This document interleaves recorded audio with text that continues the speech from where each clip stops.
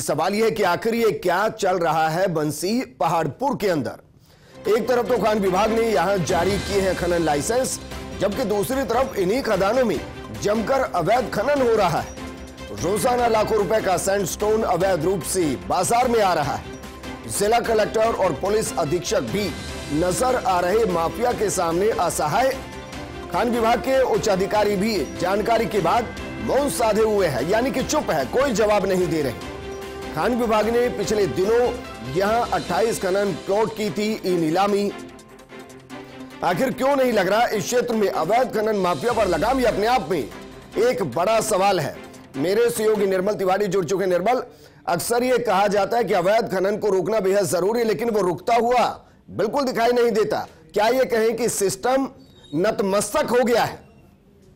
देखिए विजेंद्र, बड़ी बात यह है कि जब राम मंदिर निर्माण की बात आई थी तो सबसे पहले किसी पत्थर की जरूरत थी, तो वो था पत्थर बंसी पहाड़पुर का, यानी वो लाल और गुलाबी सैंडस्टोन जिसकी देश और दुनिया में बहुत मांग है।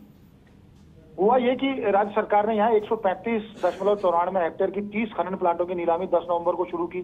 24 नवंबर तक नीलामी पूरी हो गई। सरकार को जो रिजर्व प्राइस रखी थी खान विभाग को, उससे 20% ज्यादा बोली भी मिलती है, बोली लगाई जाती है उन खनन प्लॉट्स की।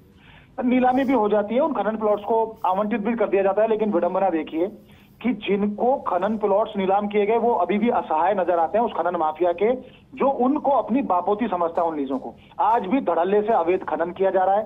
सैंडस्टोन जो करोड़ों रुपए का, जिसपे सरकार को लाखों रुपए रोजाना रॉयल्टी मिलनी चाहिए थी, वो रॉयल्टी नहीं मिलती, सरकार को नुकसान होता है। वो लेसी जिन्होंने करोड़ों रुपए लगाकर इन प्लॉट्स को खरीदा, उनको नुकसान होता है। और मौज किसकी होती है? देखिए उस खनन माफिया की, जो बेखौफ धड़ल्ले से मशीनें उतारता है वहां, LNT, पॉकलैंड, JCB मशीनें उतारता है, जबरदस्त वहां पर विस्फोट किए जाते हैं और सैंडस्टोन की एक अवैध तरीके से नीलामी की जाती है। लेकिन निर्मल, जिनको हम माफिया कहते हैं, बिना संरक्षण के वो माफिया नहीं होते हैं। निश्चित तौर पर देखिए विजेंद्र, कहीं ना कहीं कोई राजनीतिक संरक्षण तो है।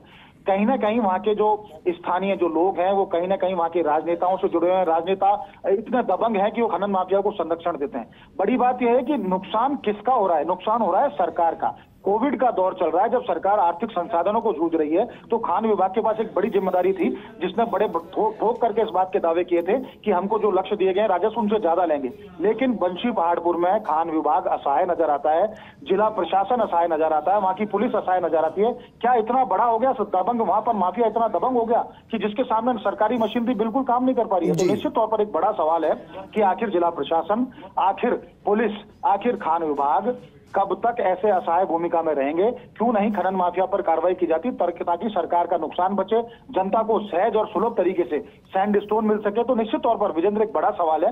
अब तो देखना यह है कि कब खान विभाग या जिला प्रशासन या पुलिस एक ठोस कार्रवाई करके खनन माफिया को वहां पर भाग खड़ा होने के मजबूर कर देती है। निर्मल, क्योंकि जब इस तरीके की घटनाएं सामने आती है तो दो बड़े कारण होते हैं। पहला कारण तो यह कि जो मुनाफा माफिया को हो रहा है वो कई हिस्सों में बंट रहा होगा। दूसरा ये होता है कि जो माफिया वहां काम कर रहा है और जिसका संरक्षण उसको है, उसका निर्देश सिस्टम को यह होगा कि कार्रवाई नहीं करनी है, और दोनों ही स्थिति बेहद गंभीर होती है। निश्चित तौर पर विजेंद्र, बहुत बड़ा अहम सवाल है और अहम बात आपने भी कही है कि देखिए कहीं ना कहीं बिना संरक्षण के, वो कहता है ना कि आग तभी उठती है जब कहीं ना कहीं धुआं उठता है। तो कहीं ना कहीं ऐसी स्थिति जरूर है कि इस खनन माफिया को कोई ना कोई तो संरक्षण दे रहा है, और बिना राजनीतिक संरक्षण के कोई भी खनन माफिया में इतनी ताकत नहीं है कि वो सरकार के साथ आंख मिचोली खेल सके, ऐसी स्थिति पैदा कर दे कि सरकारी मशीनरी उसके सामने असहाय नजर आए। तो हम तो ये देखेंगे अब कि आखिर कब खान विभाग या पुलिस या जिला प्रशासन इस तरह की कार्रवाई करता है कि एक नजीर पेश हो देश और दुनिया के अंदर, पूरे प्रदेश के अंदर, कि खनन माफिया सिस्टम से बड़ा नहीं हो सकता।